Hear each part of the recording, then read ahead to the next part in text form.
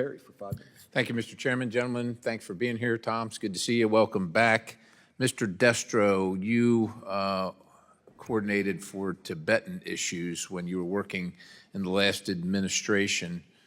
I think Tibet suffers, as we know, from deteriorating human rights, poor economic development conditions, restrictions against religious freedoms, and repression of Tibetan culture as the Communist Party of China seeks to consume and subsume Tibet.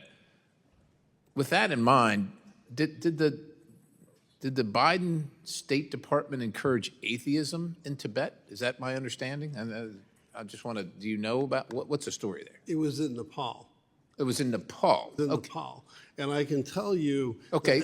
Okay, go ahead. Tell me. No, please finish your question. Well, what's the interest of the United States of America in supporting atheism in Nepal? Like how does that help us? What are we trying to achieve? Well, there's two answers to that question. One, we don't have any.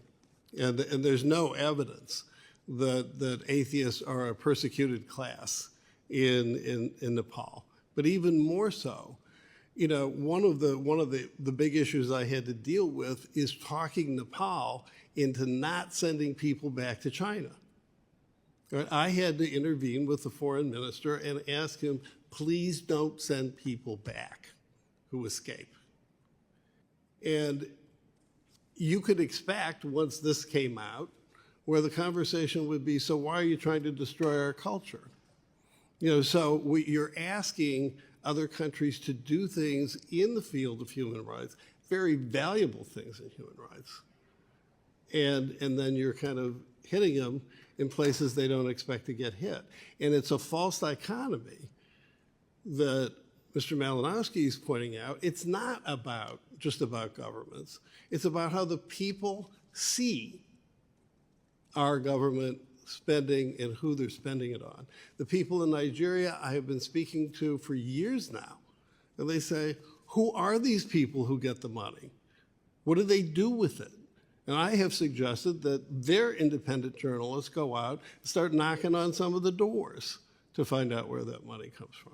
Yeah, I'm actually outraged that we're spending money, whether it's in Tibet or Nepal, on atheism abroad.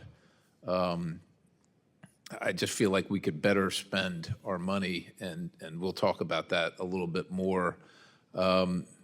Richardson, it's come to my attention that grant awardees were being able to write their own monitoring and evaluation requirements. So they get the grant money. That's my understanding. So I want you to confirm this. Maybe I'm wrong.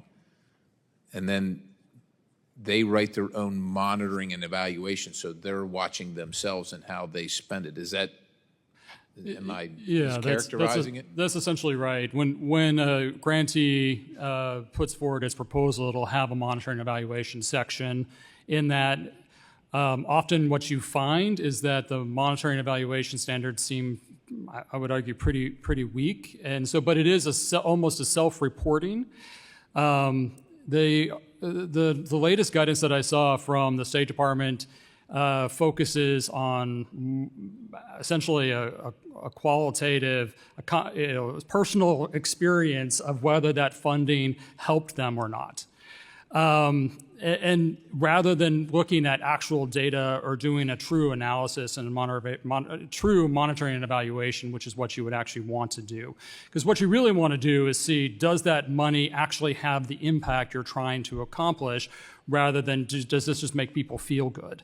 And that seems to be the direction that the State Department seems to be taking in this new monitoring and evaluation standards that they've put forward.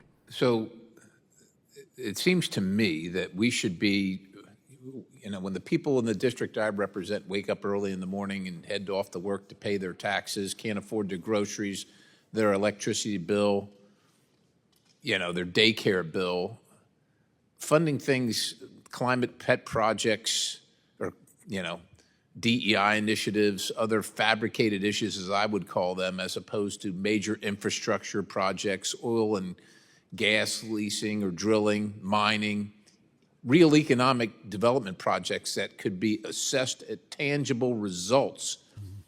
And then and then evaluating whether these funds have an impact is essentially optional is astounding to me, in the sense that last year, 2023, foreign assistance, government, state, and USAID combined spent $56 billion.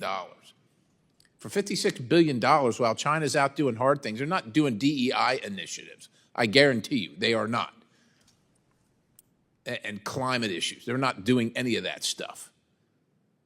We're spending our taxpayers' money on this stuff, and then we're not even requiring a third-party evaluation on effectiveness. It's astounding. It's outrageous. For those who say 11% is too much, let me tell you what will tighten up the organization, not having as much to spread around because they're spreading it around willy-nilly like they don't care because they don't care. Well, my people, the people that I represent that are working hard for their money, they do care and they don't want it wasted. I yield the balance. Chair now recognizes Mr. Burchett for 5 minutes.